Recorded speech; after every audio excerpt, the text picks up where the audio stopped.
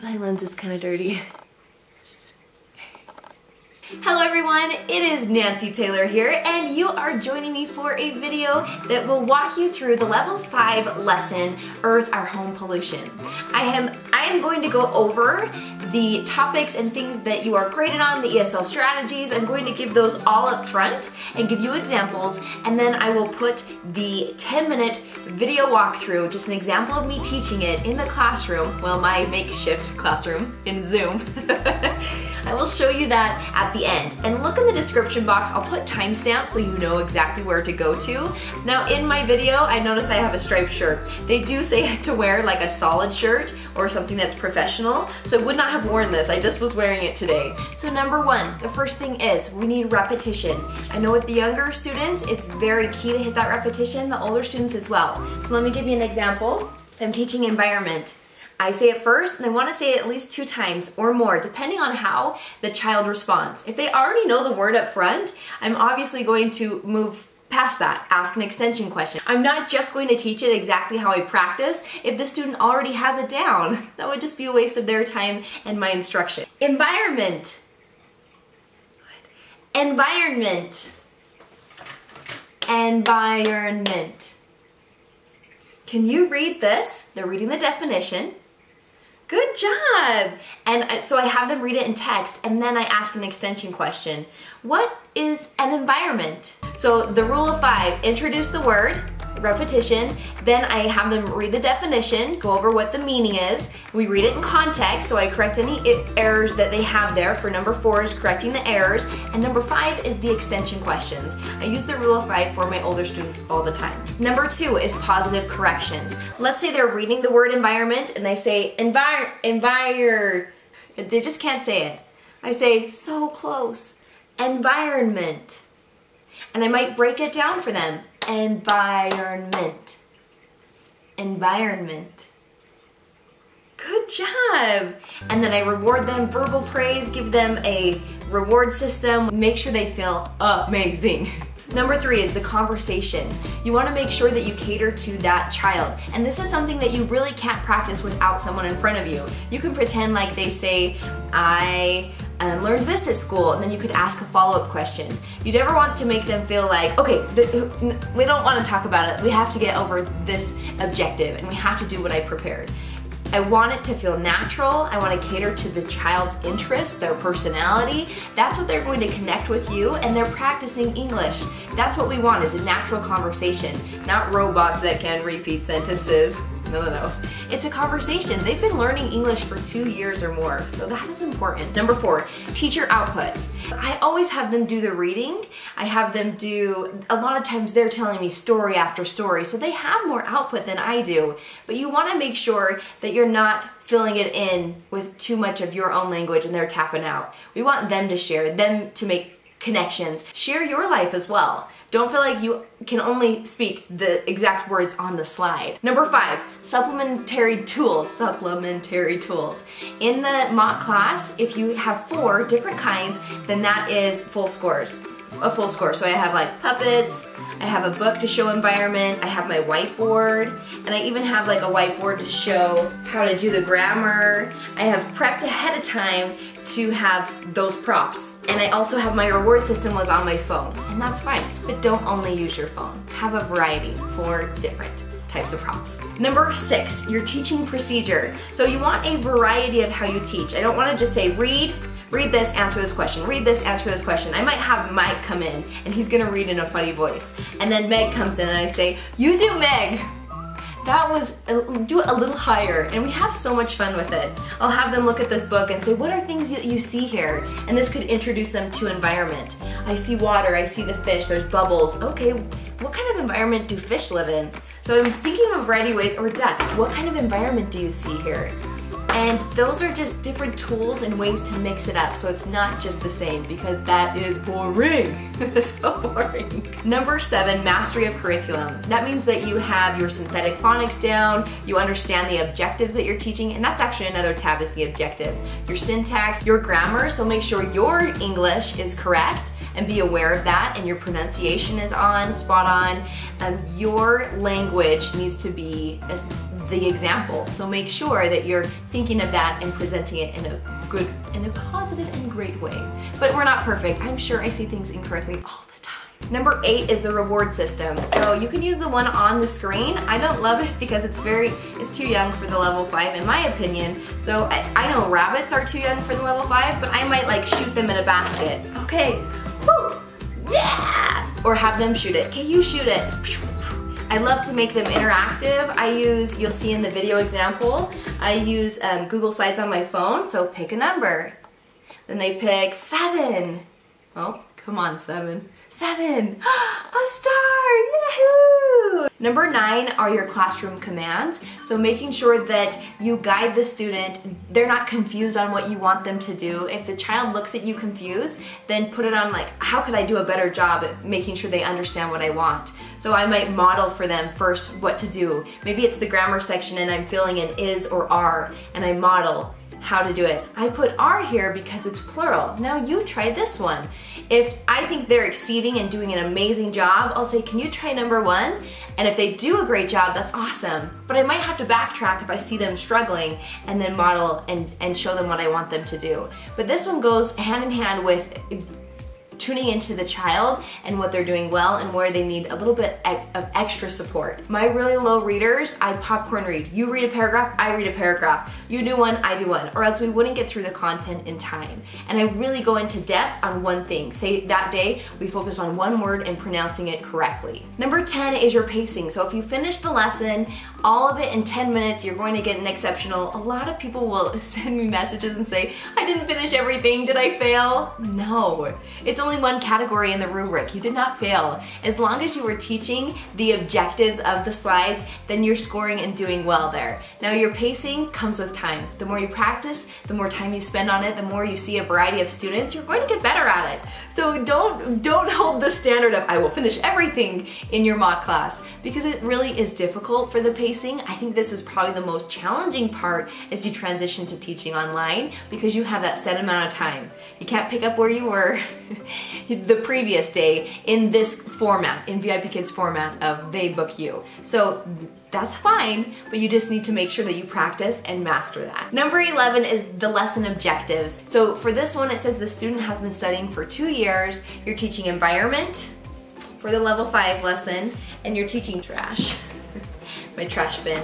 You're not usually teaching sentence phrases like you're teaching the level 2 and 3, because they're learning vocabulary usually in these older, higher levels, and a lot of it is grammar. That grammar can be challenging, and you'll see math lessons, science, you'll see all across the board in your lessons. So make sure you look at the objectives for that specific lesson. And if you teach the same student over and over, you'll see that they'll have the same objectives over and over. So they get a lot of repetition. So don't feel like you have to nail it, knock it out of the park, every single objective that one time. But you do have to cover them. The other ones for that one is going to for future tense and why is a vowel sound. Okay, number 12 is extension. Now with the extension, you really kind of have to cater it to the child. If your mock class mentor is pretending to really struggle, you maybe extend twice. But your goal is initially to cover all the content, and then you're asking extension questions that create the conversation. So those go hand in hand. I could ask the child, what does your environment look like? Where do you live? Well, mine looks very different. And then we move on. So I've asked an extension question that kind of makes them think outside of the box. A lot of them are written in the bottom, you can ask those. I love the last slide, is a great one for extension. Comparing the two, is this one is not clean, this one is clean, and we can review what they've learned and extend on that. Number 13 is the student talk time. With a level 4 and 5, it's a little easier to have more student talk time because they're comfortable with it. But sometimes you'll have a shy student, sometimes you'll have a struggling student. So to make sure that they're talking on every single slide, and your goal is 70%.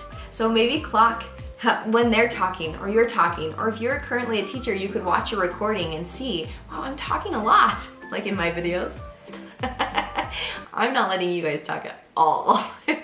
I failed. Number 14 is content delivery. And this goes back to having a variety of ways that you present the content. So having a book here, having the whiteboard, having a variety of supplementary tools. I don't just underline, read this, and ask the question. You want to bring life to your lesson and think ahead of time on how you're going to help them to understand that content. As a parent, you would appreciate it, so make sure you're giving that same service and just extra focus to your students, because the parents do notice. They know. I've heard them multiple times say, yeah, we know when teachers are just winging it. So make sure that you're putting in the preparation. It will be a lot less time later on as you have the hang of it and you know exactly how to teach the lessons, but make sure you're still putting in the time and not neglecting that preparation time.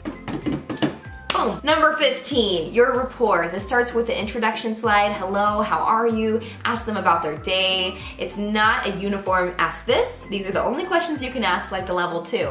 It's a lot more lenient on what you can ask about. I usually ask what they did at school. Right now it was Chinese New Year, so I asked about their holiday. Where do they travel? You went to Japan, let me see pictures. And my intro slide is my favorite slide because we get to catch up. And I do have to focus on the pacing at that point and think, okay, I can spend a max of 3 minutes here and then adjust as we go through if it's an advanced student. If it's a struggling student, we might only get 1 minute there on the intro slide, but that's okay because you will get to know your students and know that stuff. Make sure you're knowledgeable of their culture, understanding that many of them live in apartments. In the winter, many times they have on coats because they believe that you can become sick if it's too cold. They don't have ice in their water, so they drink warmer water because same thing, you could get a flu or have a cold. These students work so hard. They go to school at 7 a.m., get home at like 6, 7. Like they get home so late, and what do they do when they get home? My one student said goes to school at 7, home at 5, does homework right away, and then takes their VIP kid classes at 8. I have students that are taking classes at 9, 9:30, and then they go to bed at 10. So all day, they are studying and they're smiling and happy, and that is the expectation. They have such a high standard and expectation for academics, so be aware of that. Know that your class needs to be fun and inviting and a break from just study, reading, and text, because they get that a lot all day at school. So we want creative thinking. We want to think outside the box. We want to take them with us to America. Come into my home. Come see my pictures of my family. I share my phone all the time. And this is my favorite level to teach. I love my higher levels just because I know them so well. We have a conversation. We have a lot of fun. I use a lot of sarcasm, and you'll see that in my example, but it makes it fun. I hope that this video helped you out. You guys, make sure that you do your work now, study up, practice, practice, practice, and then knock it out of the park. You will do an excellent job, and I'm pretty stoked that you watched this whole thing. Good job. Here's a cookie. Just kidding. Hello everyone. Welcome to my video on the level 5 lesson for your application. This is Earth, Our Home Pollution, and it is the updated 10-minute version. Yay! So in this lesson, I am going to go through all 10 slides all in a row, pretending there's a student on the other end. However, keep in mind you'll have a mentor on the other end that's pretending to be a student. Now, I think this is a good example of what you may feel like in the classroom because I'm filming on Zoom. I'm very familiar in the actual classroom, but here on Zoom, I'm trying to figure out how to fiddle with the buttons and all that good stuff. So when you're in the classroom, practice. Go into the practice room. Practice using the different features and flipping through the slides and going back and forth and become more familiar with what you're doing there. That's going to improve your pacing and also your confidence. Boop, boop, boop. Now, I will be blurring the slides on YouTube because I want to keep those confidential for VIP Kid. I have not created them. They're not mine. I'm just showing you how I would teach them. If you are one of my referrals, I will keep the slides open so that you can see them on my website. So make sure if you're one of my referrals, send me an email, let me know if you don't have access to the one that doesn't have the blur, because I want to make sure that you have that one. Now, if you are someone else's referral, that's just fine. Get a slide out in front of you, just get your own PowerPoint and follow along. I hope that this helps you out. I'll be walking through just the 10-minute version. Okay, we're going to jump right into it. Hello. Hello, Jack. My name is Teacher Nancy. It's nice to meet you. Jack, where do you live? In Beijing? That's wonderful. Did you have school today? Do you remember what you learned in school? A little bit? Did you run? Have PE? Oh, that is my favorite class, Jack. My favorite class. Okay, are you ready to get started? Good. Earth, our home, pollution. Good. What's pollution? Mm, yes, that was a good answer. It is when there's trash around. And what do cars leave that is pollution? Yes, you're correct. It's called exhaust. When you have to wear a mask because the air quality is not good, that is pollution. You know so much, Jack. Let's get started. When you do a good job today, you're going to get a really cool reward. You'll pick a number, and there's a surprise behind it. Let's do one right now. Pick a number. 1. Ding, ding, ding. Oh, he pushed the turtle. Where do we live? Environment. Environment. Environment. Yes, can you read this? Correct. Let's look at this picture. What do you see? A jungle. We call it a jungle. What about this environment? Yes, it is hot in the desert. And what is the third environment? The city. It does look like Beijing. Which of the 3 pictures is your environment? Good. I live here. Which environment do you think that is? Yeah, I'm in a desert in Utah. Can you read this, Jack? You did a great job at saying the word environment. Way to go. Crash. Good. You got it. Can you read this for me? Yes. Trash. Good. It is something that is not useful anymore. I want to show you. What is this? Yes, trash bin. A trash bin. Can you read Meg's speech?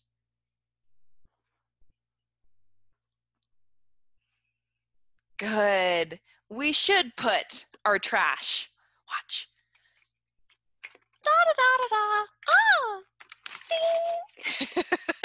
What's another word for trash bin? Garbage, trash can. You got it, Jack. Jack, pick a number. 8. Ah! Good job, Jack. High five. I have a story for you to read. I'm going to listen to you read, but first, let's review the words. Can you read this red word? Good. And do you remember? Yes, that was great pronunciation. You're ready to go. Go ahead.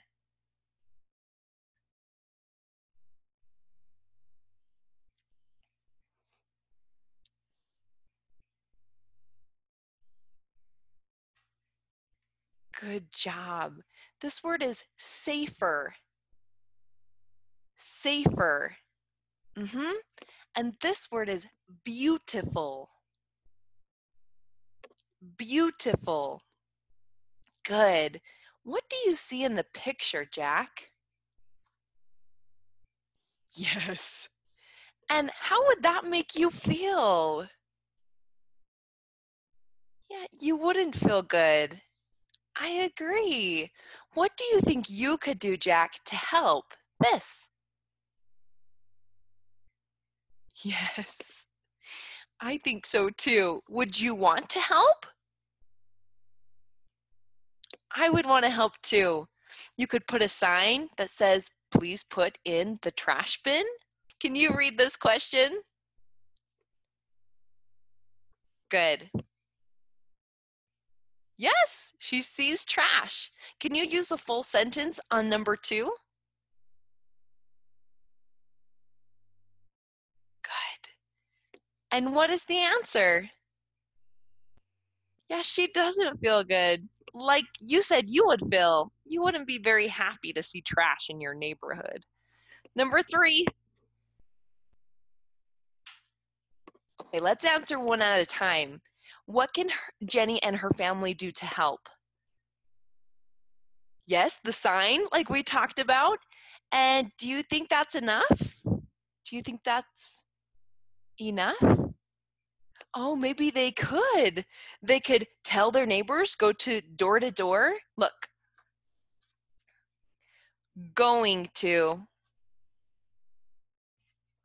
going to. This is the future tense. That means it hasn't happened yet. This arrow means it's going to happen. What does the teacher say here?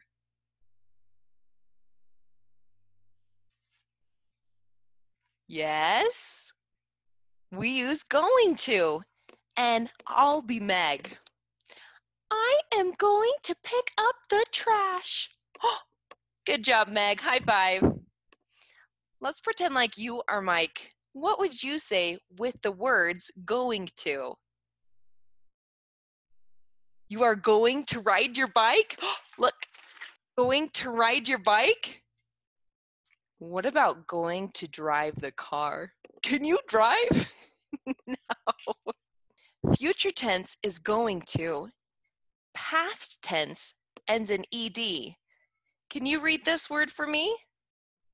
Harmed. Harmed. Kind of has a t. Harmed. And this is present tense. It's just the root word, harm. Now there's a tricky one in here, and I want you to find it, Jack. Number 1, can you read it? Good. Past, future, or present? You got it. It is the past because it has harmed. Number 2. Good reading. Excellent job. Past, future, or present? Yes, it is the root word. Now, number 3 is a challenge one. Good. Has harm, but it's tricky. It is future tense because it says will not. We will not is the future. And number 4,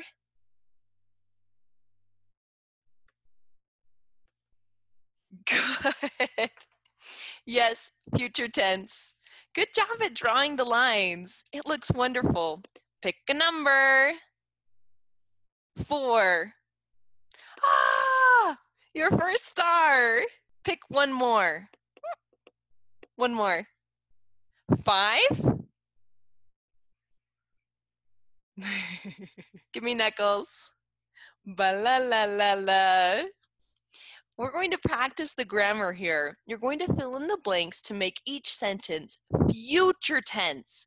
In the future, going to happen. Read number 1 for me. Pollution and trash.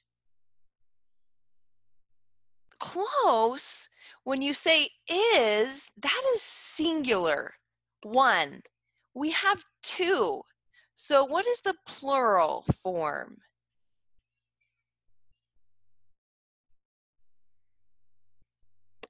Are. This is are. When you see a plural form, more than one, we use are going to harm the animals. Good job. Let's see number 2. 1 is. Yes, is. is going to is singular. 1. Great job. High five. You got it. Look here. Do you know the vowels? What are the vowel letters? A, good. E, yes. I, O, and U. Should have typed it. Yes, and sometimes Y. We say and sometimes Y. And in these words, it says E. Y is a vowel sound when it makes certain sounds. Thanks, Mike. Can you read this? Silly. Good. Yes. Good. Now this is when it is a consonant. It says y, y, yes.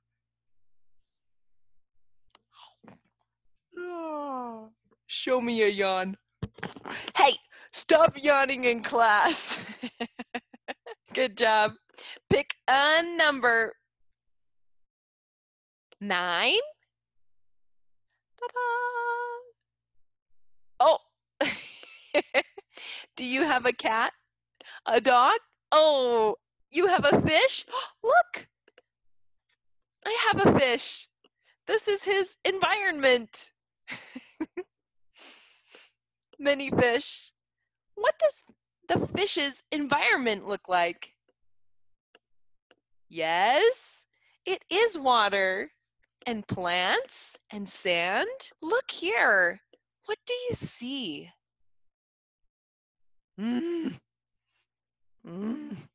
So much trash. Where does it need to go? Yes, in the trash bin. You're correct. Do you think you could clean all of that up? Would you eat the Doritos? Yuck. Don't eat the Doritos, Jack. How about this park? How does that look? It looks good. What is the difference? Yeah, it is much cleaner. And which park would you rather visit? Yep, ding, ding, ding, ding, ding. You got that right. Jack, you've earned 1 star. Let's see if you can find one more. Pick a number. 10. Ah! It's time to say goodbye. You did an excellent job in class today. I will see you next time. Goodbye, Jack. Bye. And that is the 10-minute version. Now I would type some things in the chat box like environment. You could type out any of these like going to. I just didn't have a chat box up. I should have opened up like notes or something, but that's okay. Just keep in mind that you do have a chat box and you're creating a conversation with the student. It does have guidelines on questions, but it's not as particular. You don't have to know exactly how they ask them as you do in the level 2, because level 2, they only know those phrases. If you veer from them, they're like, what? So make sure that you cater to the child. Listen to how they do. Jack was a really excellent student. He did everything really well. He made a couple mistakes, so it's your job to correct them in a positive way. Give them a lot of reinforcement. You want a secondary reward, so anything outside, that wasn't even my reward. I just used Google Slides, and I wanted to show you how I use it in my actual classroom. So in the application process, you won't have Google Slides. It's a group that you can join on Facebook once you become a teacher. And I just wanted to show you how I use it because it's so simple. I want to show you that you don't have to have a bajillion props galore. Now on the supplementary tools, you do want to have 4 to get full points there. So just so you know, and a variety. So I had a whiteboard, I had a Meg and Mike, I had my phone to show a couple things, I had this book to show an environment. I even had other props that I didn't get to. Remember, I had my trash bin to show trash. I could have showed the panda and asked, what is the panda's environment? anything like that, I have extra props around me, and then I can use at least 4, because you will forget to use them. You will forget things here and there and think, I could have done this better. But the most important thing is that you do your best, you practice, and you just lay it all out there. But don't have any regrets, because nobody's perfect. Just expect to make mistakes. All right, guys, I hope you have a wonderful day, and I will catch you later. Bye-bye. Good luck. How do I stop it? Stop. This is like the awkward moment when you can't figure out how to hang up. I can't figure it out. Nope, it's just me. All right, guys, I will see you in my next video. Bye-bye.